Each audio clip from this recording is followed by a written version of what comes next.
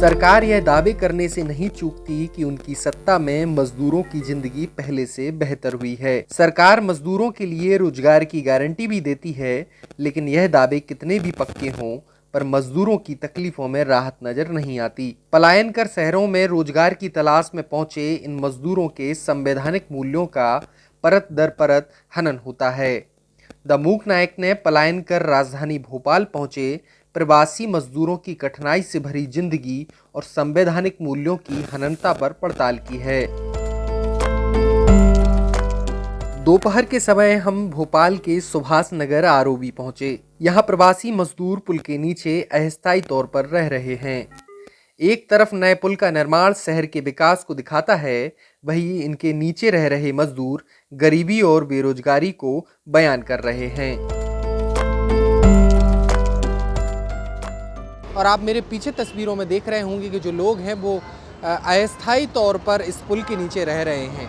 सर्दी लगातार बढ़ रही है, लगातार जो है रात में सर्द हवा चल रही है। इसके बावजूद भी ये जो लोग हैं वो रोजगार के लिए भोपाल में इस तरह से रहने को मजबूर हैं। इन लोगों का कहना है कि सरकार की किसी योजना का लाभ उन तक नहीं पहुंच रहा है। राजधानी भोपाल में जब ये पहुंचे तो इन्हें किसी तरह के जो शेल्टर होम्स होते हैं उनमें रुकने की व्यवस्था नहीं थी, जिसके बाद ये लोग जो है इस पुल के नीचे ही अस्थायी तरीके से जो है गुजारा कर रहे हैं।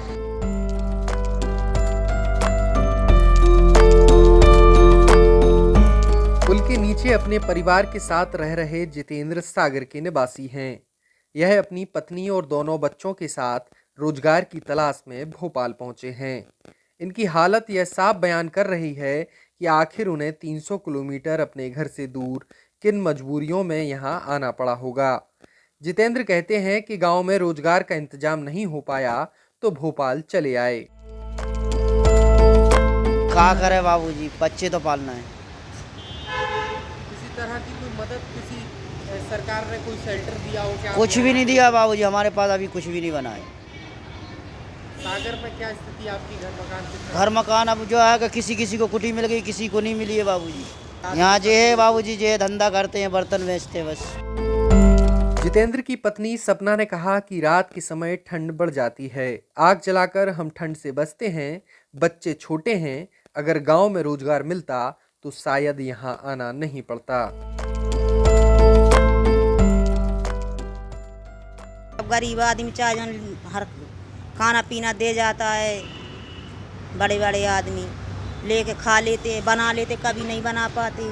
कपड़े उन्हें दे जाते हैं, वे पहनते उड़ते रहते। क्या करे बाबूजी, गरीब आदमी, नहीं मकान है नहीं घर है। कुछ जाएंगे अब चुनाते से हर साल ही न जाते हैं, मानो कुछ भी लाभ ही नहीं मिलता है। तो अभी इस टाइम सोच रहे हैं कि अब जाए कि नहीं जाए। यहाँ ऐसे आधे दर्जन परिवार थे जो सिर्फ रोजगार की तलाश में यहाँ पहुंचे हैं।